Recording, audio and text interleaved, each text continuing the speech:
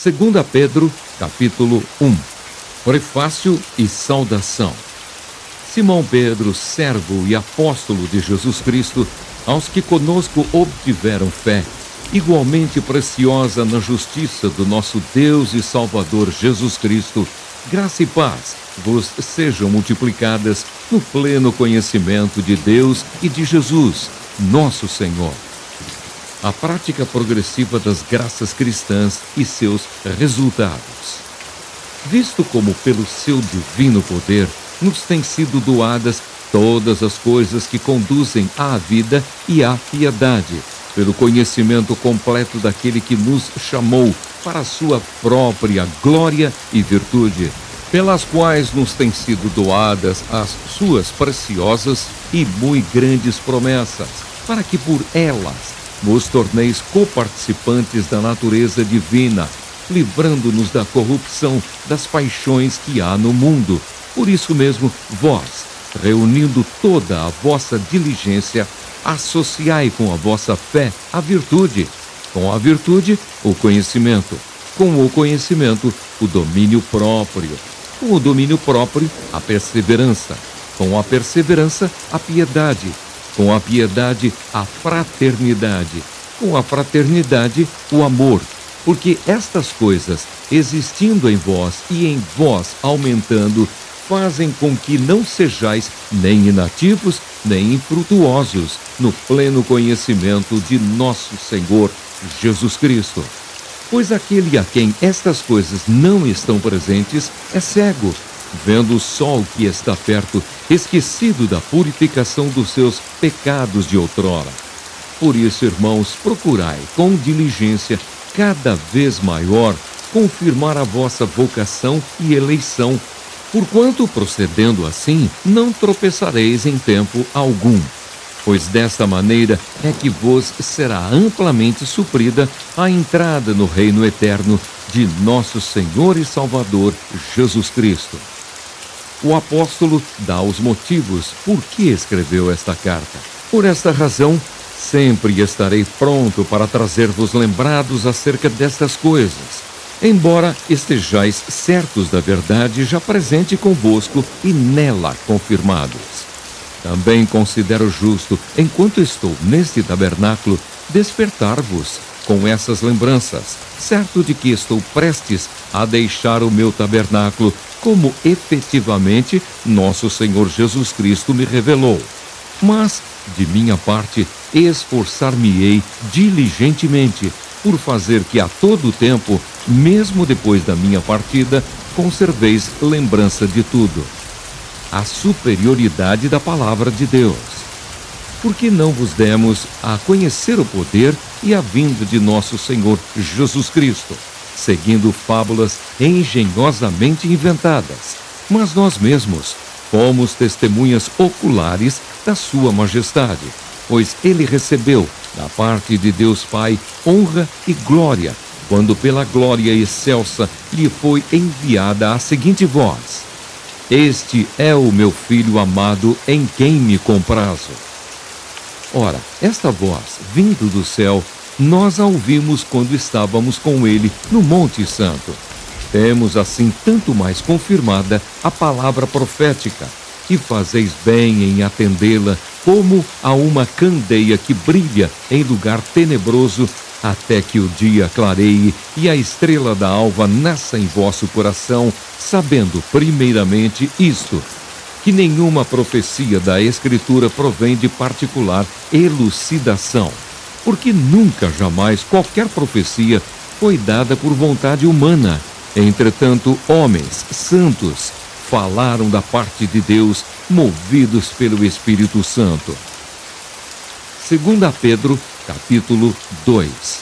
Os falsos mestres, seu caráter, obras e justo castigo.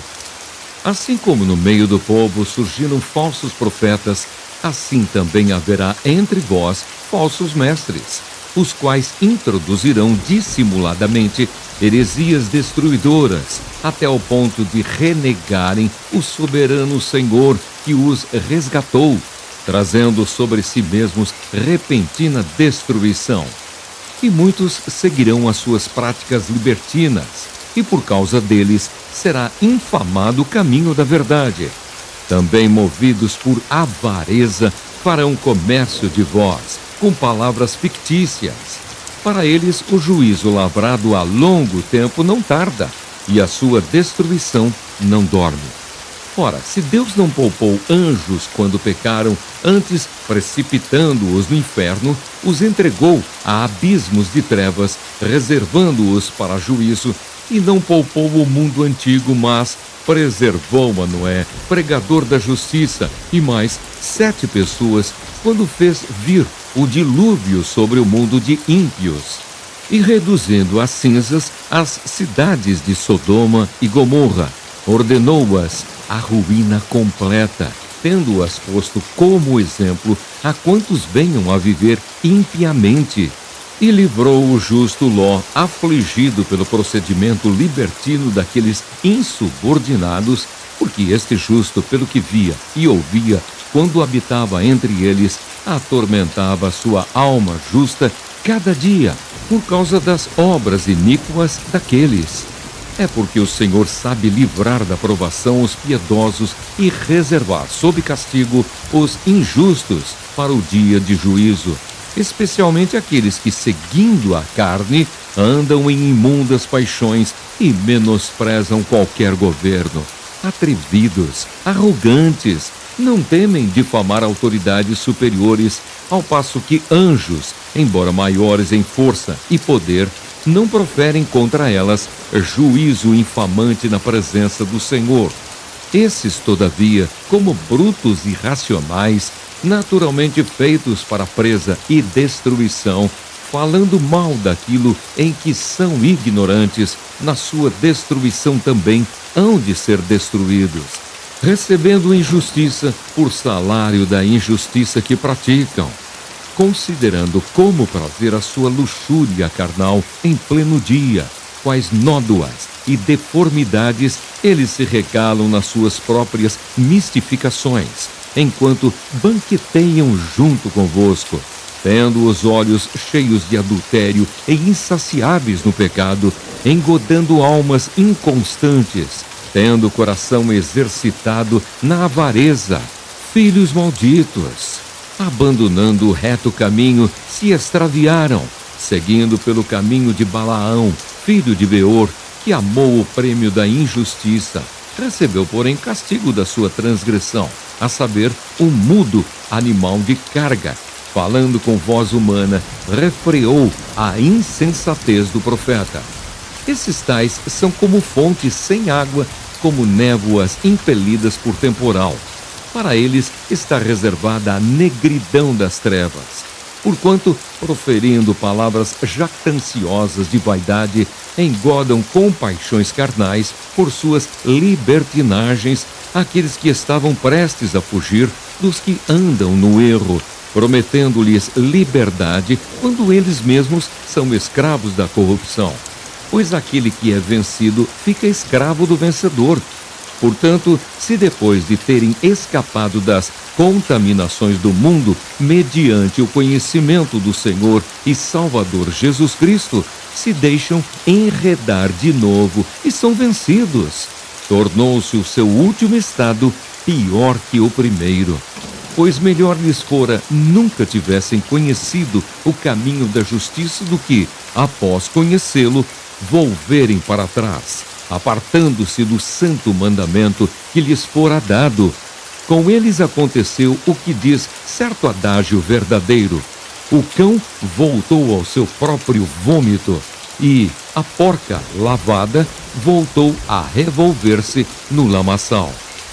2 Pedro, capítulo 3. A vinda do Senhor e o seu significado. Amados, esta é agora a segunda epístola que vos escrevo.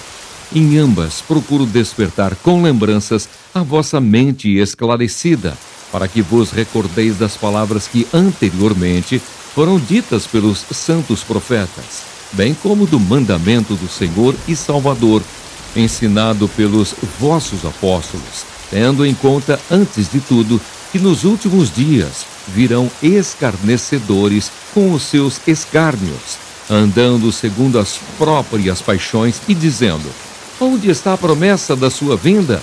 Porque desde que os pais dormiram, todas as coisas permanecem como desde o princípio da criação. Porque deliberadamente esquecem que de longo tempo houve céus bem como terra, a qual surgiu da água e através da água pela palavra de Deus, pela qual veio a perecer o mundo daquele tempo afogado em água.